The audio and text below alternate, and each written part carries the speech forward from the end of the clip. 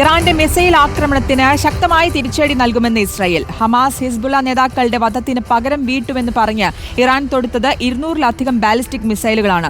ടെലാവീവിലുണ്ടായ വെടിവെപ്പിൽ 8 പേർ കൊല്ലപ്പെട്ടു. 2 അക്രമികളെ പോലീസ് വെടിവെച്ചു കൊന്നു.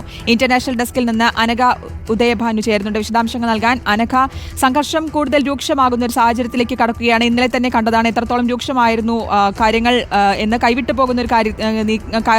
പോകുന്ന ഒരു സാഹചര്യത്തിലേക്ക് കാര്യങ്ങൾ നീങ്ങി എന്നുള്ളത്. നിലവിലെ ഒരു സാഹചര്യം എന്താണ്? എത്രത്തോളം സങ്കീർണമാകുന്നുണ്ട് കാര്യങ്ങൾ? ഇറാൻ മുന്നറിയിപ്പ് നൽകിയിട്ടുള്ളതാണ്. പക്ഷേ അത് ഇസ്രായേൽ എത്രത്തോളം ആ ഒരു മുന്നറിയിപ്പിനെ കാര്യമായി കണ്ടു എന്നുള്ളതായിരുന്നു. പക്ഷേ ഇന്നലത്തോടു കൂടി അക്കാര്യത്തിൽ ഒരു വ്യക്തമായിട്ടുണ്ടാകും നെതന്യാഹു അടക്കം. എന്താണ് ഇനിയുള്ള നീക്കം ഇസ്രായേലിന്റെ ഭാഗത്തു നിന്ന്? ശ്രുതി, ഇസ്രായേലിനെതിരെയുള്ള ആക്രമണം ശക്തമാക്കിയിരിക്കുകയാണ് ഇറാൻ.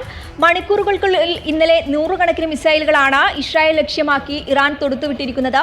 ഇസ്രായേലിലെ പ്രധാനപ്പെട്ട നഗരമായ ടെല്ലവീവിലുണ്ടായ മിസൈൽ ആക്രമണത്തിലാണ് ഇന്നലെ 8 പേർ കൊല്ലപ്പെട്ടതായുള്ള സ്ഥിരീകരണമാണ് ഇസ്രായേൽ നൽകിയിരിക്കുന്നത്. ഹിസ്ബുള്ള തലവൻ ഹസൻ നസ്രള്ളയെ വധിച്ചതിനുള്ള തിരിച്ചടിയായാണ് ഇറാൻ ആക്രമണം എന്നാണ് പുറത്തുവരുന്ന വിവരങ്ങൾ. അതേസമയം ഇറാൻ ആക്രമണങ്ങൾക്ക് ശക്തമായ തിരിച്ചടി നൽകുമെന്നാണ് ഇസ്രായേലിന്റെ മറുപടി. ഇന്നലെ ഉണ്ടായ ആക്രമണങ്ങൾ ഇസ്രായേൽ പ്രതിരോധിച്ചത് മിസൈൽ പ്രതിരോധ സംവിധാനമായ അയൺ ഡോം സംവിധാനം വഴിയാണ് മിസൈലുകളെ പ്രതിരോധിച്ചത്. അതേസമയം ശക്തമായി തിരിച്ചടിക്കുമെന്നാണ് ഇന്ന് ഇസ്രായേൽ വൃത്തങ്ങളിൽ നിന്ന് പുറത്തുവരുന്ന വിവരങ്ങൾ. ഇറാന്റെ ആക്രമണങ്ങളെ പ്രതിരോധിക്കാൻ സഹായിക്കുമെന്ന് അമേരിക്ക ഇന്നലെ തന്നെ വ്യക്തമാക്കിയതാണ്. മിസൈലുകൾ തടുക്കാൻ നിർദ്ദേശം നൽകിയിരിക്കുകയാണ് ജോ ബൈഡൻ. മിസൈലുകൾ തടുക്കാൻ അമേരിക്കൻ സൈന്യത്തിനും നിർദ്ദേശം നൽകിയിട്ടുണ്ട്. കടുത്ത പ്രത്യാഘാതം നേരിടേണ്ടി വരുമെന്നാണ് അമേരിക്കയുടെ ഭാഗത്തു നിന്നുള്ള മറുപടി. അതേസമയം ആക്രമണം നിർത്തണമെന്ന് ഐക്യരാഷ്ട്ര സംഘടനയും ആവശ്യപ്പെട്ടിട്ടുണ്ട്. പശ്ചിമേഷ്യയിൽ വേണ്ടത് വെടിനിർത്തലാണെന്ന് UN സെക്രട്ടറി ജനറൽ അന്റോണിയോ ഗുട്ടറസും വ്യക്തമാക്കിയിട്ടുണ്ട്. അതേസമയം UN രക്ഷാസമിതി യോഗം ഇന്ന് ന്യൂയോർക്കിൽ ചേരും. ഇസ്രായേലിനെതിരെയുള്ള ആക്രമണത്തിൽ ഈ രീതിയിലുള്ള തിരിച്ചടിയാണ് ശക്തമായി തിരിച്ചടിക്കുമെന്നാണ് ഇസ്രായേൽ വൃത്തങ്ങൾ വ്യക്തമാക്കുന്നത്. ശ്രുതി, അനക്ക, ഏതായാലും കനത്ത തിരിച്ചടി തന്നെ നൽകുമെന്നാണ് ഇപ്പോൾ ഇസ്രായേലും അറിയിച്ചിരിക്കുന്നത്.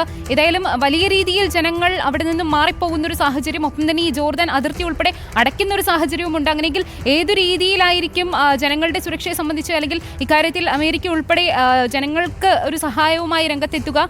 ഐക്യരാഷ്ട്ര സഭ ഉൾപ്പെടെ അറിയിക്കുന്ന വിവരങ്ങൾ എന്തെല്ലാമാണ് അനഘ? തുളസി, UN രക്ഷാസമിതി യോഗം ഇന്ന് ന്യൂയോർക്കിൽ ചേരും. ഇതോടെ ലോകം മറ്റൊരു യുദ്ധത്തിലേക്ക് നീങ്ങുകയാണോ എന്നുള്ള സൂചനയാണ് അന്താരാഷ്ട്ര വൃത്തങ്ങളിൽ നിന്ന് പുറത്തു വരുന്നത്.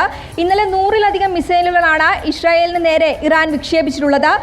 അതേസമയം ഇറാഖ് രാജ്യത്തിനകത്തും പുറത്തുമുള്ള വിമാനയാത്ര നിർത്തിവച്ചിരിക്കുകയാണ്. ടെല്ലവീവിനടുത്തുള്ള ബെൽഗുറിയോൺ അന്താരാഷ്ട്ര വിമാനത്താവളത്തിലെ എല്ലാ ടേക്ക് ഓഫുകളും ലാൻഡിങ്ങുകളും നിർത്തിവെച്ചതായി ഇസ്രായേലി ആർമി അറിയിച്ചിട്ടുണ്ട്. തുളസി, ഓക്കെ, വ്യക്തമാണ്.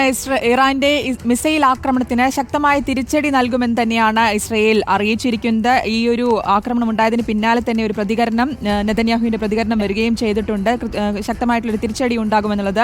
ഹമാസ് ഹിസ്ബുള്ള നേതാക്കളുടെ വധത്തിന് പകരം വീട്ടുമെന്ന് പറഞ്ഞ് ഇറാൻ തൊടുത്തത് 200-ലധികം ബാലിസ്റ്റിക് മിസൈലുകളാണ്. ഒരു വലിയൊരു സംഘർഷ സാധ്യത, അല്ലെങ്കിൽ അവിടെ വളരെ രൂക്ഷമായ ഒരു സാഹചര്യത്തിലേക്കാണ് കാര്യങ്ങൾ കടക്കുന്നതെന്ന് വ്യക്തമാണ്. ടെല്ലവീവിൽ ഉണ്ടായ വെടിവെപ്പിൽ 8 പേർ കൊല്ലപ്പെടുകയും ചെയ്തിട്ടുണ്ട്. ഒപ്പം 2 അക്രമികളെ പോലീസ് വെടിവെച്ചു കൊന്നു എന്നുള്ള റിപ്പോർട്ട് കൂടിയാണ് വരുന്നത്. ഇന്റർനാഷണൽ ഡെസ്കിൽ നിന്ന് അനഘയാണ് വിശദാംശങ്ങൾ നൽകിയത്.